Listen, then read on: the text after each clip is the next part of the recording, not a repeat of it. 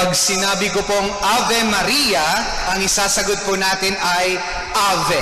Ano po isasagot natin? Ave Maria! Ave Maria! Ave Maria! Palakpakan natin ang ating mahal na inang si Maria. That is the Latin translation of the angel's greeting. Hail Mary, Ave Maria, gratia plena. The Lord is with you, full of grace. The Lord is with you. A beautiful celebration for Our Lady, for our Mother.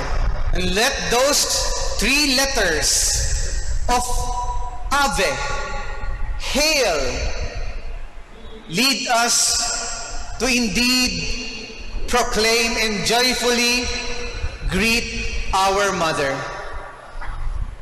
Naalala ko po noong ako nasa high school seminary pa lang, I would like to see Saint John Paul II. Dumating po siya ng World Youth Day. That was 1992? 1995. Second year high school po ako noon. Kami na Father Ron, sigurado. And nung second year high school ako, hindi pa ako, although seminarian na po ako, I cannot go to the different places na pwede ang mga seminarians kasi nga medyo bata po ako. So, habang nag-uusap kami ni ma'am, sabi ng nanay ko, huwag kang mag-alala, Hil. Nakita mo na personally si John Paul II. Talaga? Bakit? Paano ko po nakita? Tanong ko sa mami ko. Sabi ng nanay ko, dumating siya dito noong February 1981. Andito na po ba kayo nun? Sabi ko, February 1981? Kapapanganak ko pa lang po yun ah. Oo, anak. February 18, dinala kita sa Quezon City Circle. Naalala ni nanay. At nagmisa doon si John Paul II. At ikaw ay kasamang nagdiriwang. Hinawayan ka ni John Paul II. Kumaway din ba ako, ma'am? Malay ko. But you were there. And we celebrated the Mass together. You were there. So don't worry. Na-meet mo na siya. Nandoon tayo. Sa isip-isip ko, hindi ko naman maalala, ma'am. Pero nandoon tayo. And I have witnessed it. My dad, your dad and I were there celebrating with you. Ave means first to wait and be witnesses of the great miracle of God happening in front of us. Mama Mary was hailed to be our mother and is still our mother because she is an Advent person. Amen. She was there to wait and patiently answered, how can this be? Yet, my Lord, let it be done to me according to your word. Walang ibang nilalang at nagiging nanay ang isang babae kapag siya ay natututo ng maghintay sa kanyang anak. Walang iba pang mas nagiging Advent person kapag naging nanay na, naging tatay na, naging magulang na ang isang nilalang. Kaya't sabihin mo sa katabi mo, hinihintay ka ng nanay mo. Palakpakan natin ang mga nanay.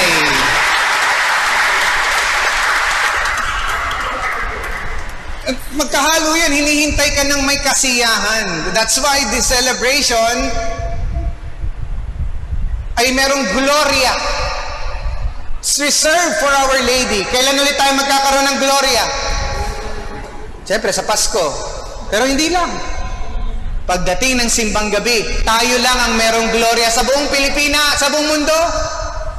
Why? Because it is the novena to the Blessed Virgin Mary, the one who waited joyfully. And she was the one to spread the good news, even to the barren experiences of life, to Elizabeth and to the world. Kaya, kapag nagdarasal ka, kasama ang mahal na ina, matuto ka ring maghintay. Amen. Matuto kang magtiis. Amen. Dahil sa pagtitiis at paghihintay, nandoon ang bagong buhay. Amen. Ave Maria. Letter V. Obviously, this is why we bow our heads whenever we utter the name Mary, because of her purity, virgin. Naalala ko ang isang conversation ng magkuya. Yung kapatid niyang babae, sinasabi sa kapatid niyang lalaki, "Kuya, mag-ahit ka na, hindi magandang tignan ang balbas. Ang pangit." Ayaw pa rin mag-ahit. Pero dahil pandemya, alam mo ba, diyan kumakapit ang virus. Kaya mag-ahit ka na, kuya. Ang dumi-dumi. Baka kapitan pa ng virus. Natakot din yung kuya. Nag-ahit siya at nagpauto sa kanyang kapatid. Tawag natin yung kuya sa pangalang Marty. At nung nag-ahit siya, sa isip-isip ko, buti na lang hindi nakita ng kapatid niya yung buhok ko. Kasi kung ganon,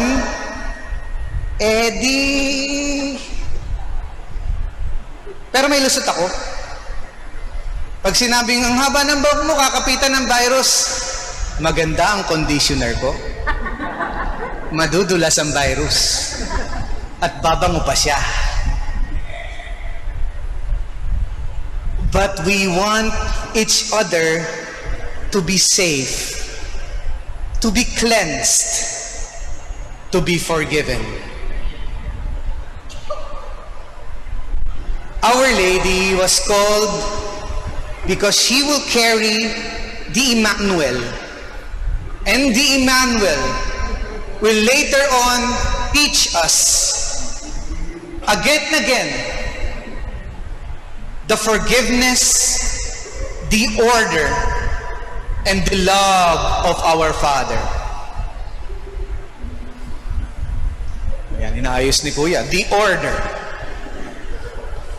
And we cannot but do things so that ang lahat ay maisaayos, maging malinis, mapatawad sa kasalanan. Amen. Kaya paulit-ulit ko po itong paalala, lalo na ngayong Advent season. Sabihin mo sa katabi mo, magkumpisal ka na. Yeah. Lakasan mo, magkumpisal ka na. Katapusan mo na. Hindi, biro lang. Tuloy-tuloy po ang ating kumpisal. Palakpakan natin ang sakramento ng kumpisal. Palakpak ka pa dyan, ha? Kumpisal tayo, di ba? Minsan kasi akala natin yung kumpisal is about our sins. Yes, tama naman. But more than that, it's for you to realize your true worth, ang iyong kalinis-linisan. She became the Virgin Mother because she will start again our new story. Nakinig ba kayo sa first reading? It was about Eve,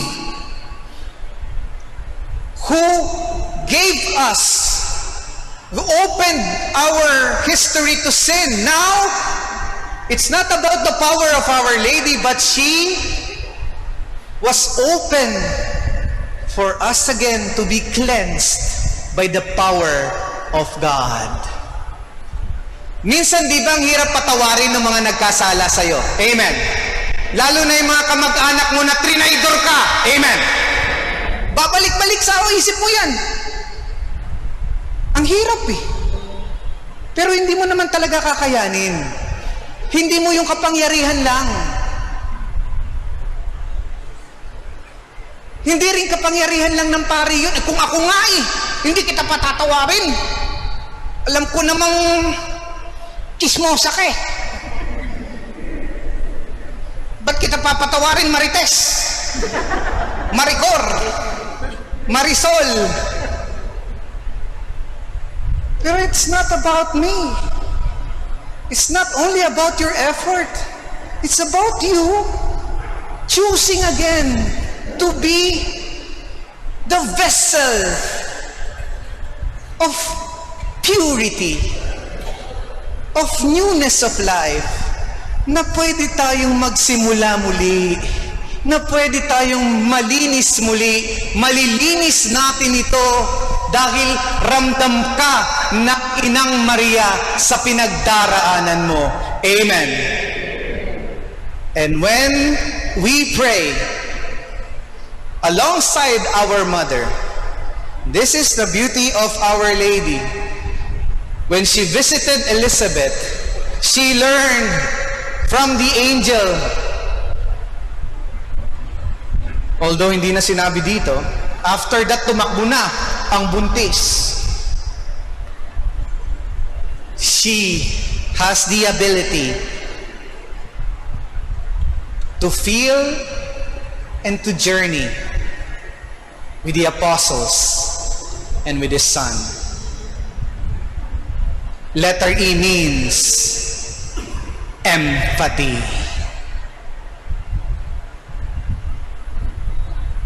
Ang kakayahan na maramdaman mo yung sakit at yung saya,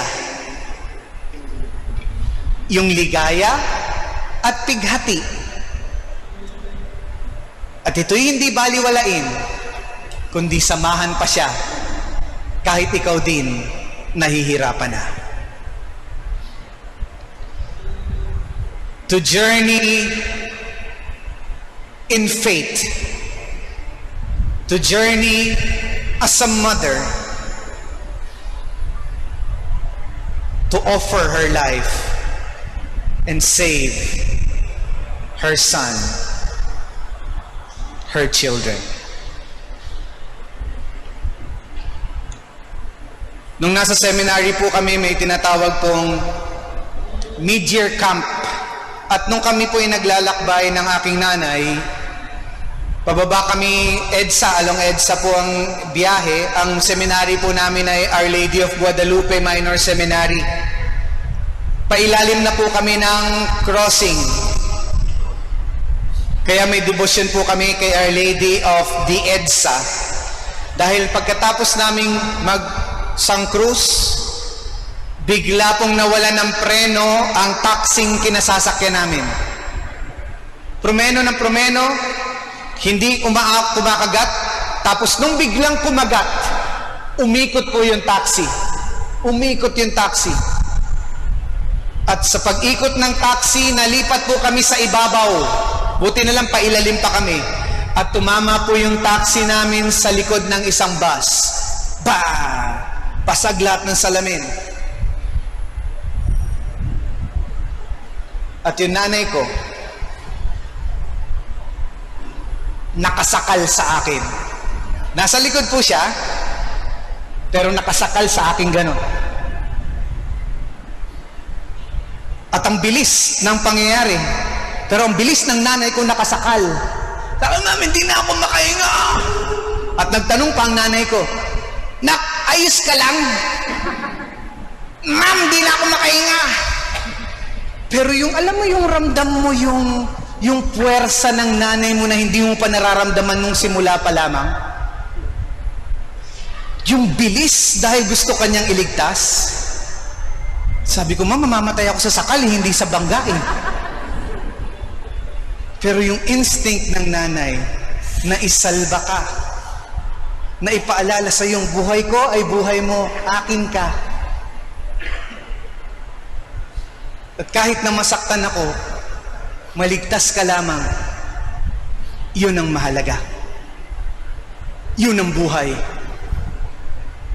Yun ang Ave Maria. Yun ang ating dapat babalikan at ipapangako. Dahil minsan, naging makasarili tayo at kailangan tayong paalalahanan ng ating nanay. Sometimes we forget that we have hurt other people and we need to go back again and pray just like Our Lady, so that that pain will be healed by the calling of our God to journey again as one family. Ave Maria. Ave Maria. Ave Maria. A meaning V E Ave Maria. Palakpakan natin ang mahal na iyon.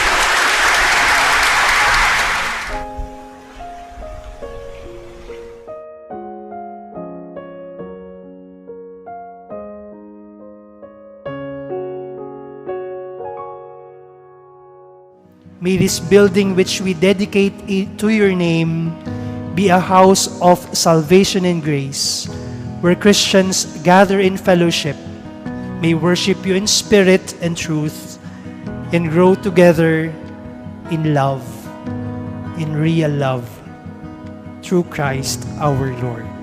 Amen. Maraming salamat po at magandang gabi sa inyo.